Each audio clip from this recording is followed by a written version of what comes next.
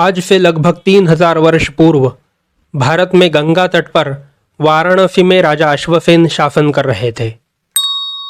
उनकी पत्नी का नाम था वामा देवी। रानी वामा देवी के साथ राजा अश्वसेन शांतिपूर्ण जीवन व्यतीत कर रहे थे। प्रजाजनों के बीच भी वे बहुत लोकप्रिय थे। उचित समय पर रानी ने गर्भ धारण किया और मार्गशीर्ष वद्य दशमी के दिन वामा देवी ने राजकुमार को जन्म दिया। गर्भावस्था के दौरान एक दिन वामा देवी ने एक सर्प को पास से गुजरते हुए देखा था। उस सर्प की छाप वामा देवी के मन पर बहुत प्रबल थी, इसलिए बच्चे का नाम पार्श्व कुमार रखा गया। संस्कृत भाषा के अर्थ के अनुसार पार्श्व का अर्थ होता है निकट या पड़ोसी।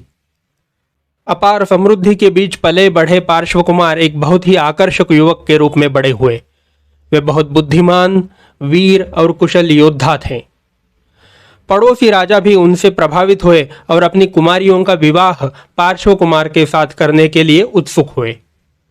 दिगंबर संप्रदाय के अनुसार उनका विवाह नहीं हुआ, लेकिन श्वेतांबर मतानुसार पार्श्व कुमार का विवाह कुशस्थल के राजा प्रसेनजित की कुमारी प्रभावती से बहुत धूमधाम से हुआ और दोनों सुखपूर्वक अपना वैवाहिक जीवन व्यतीत करने लगे।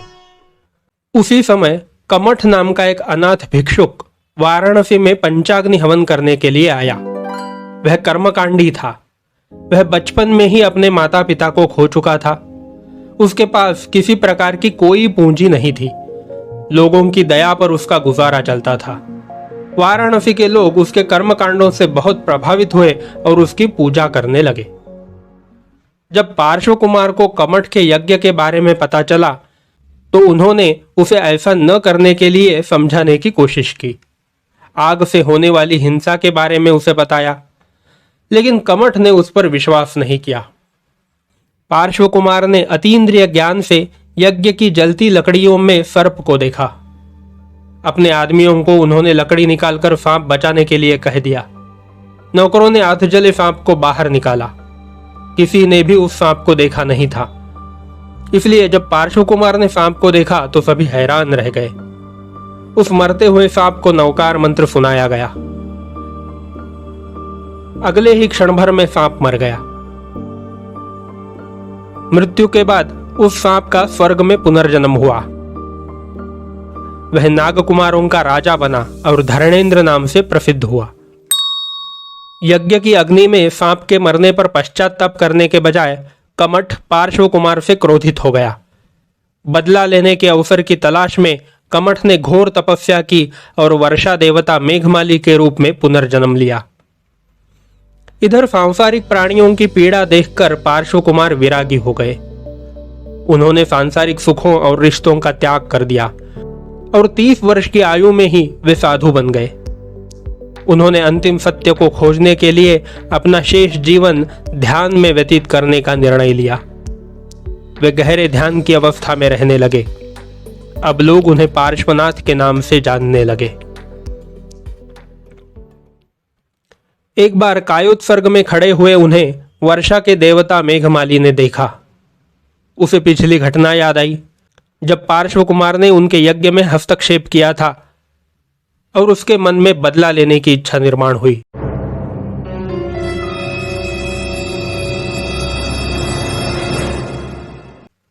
अपनी दैवी शक्ति से उसने पार्श्व कुमार को मारने के लिए हाथी, सिंह, तेंदुआ और सांप जैसे 4 प्रकार के हिंसक जानवरों को भेजा।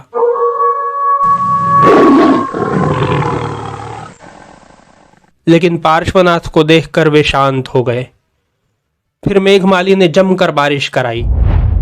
पार्श्वनाथ तो ध्यान में थे। मूसलाधार बारिश का पानी उनकी गर्दन तक आ गया। उन्हें उसकी कुछ खबर भी नहीं थी।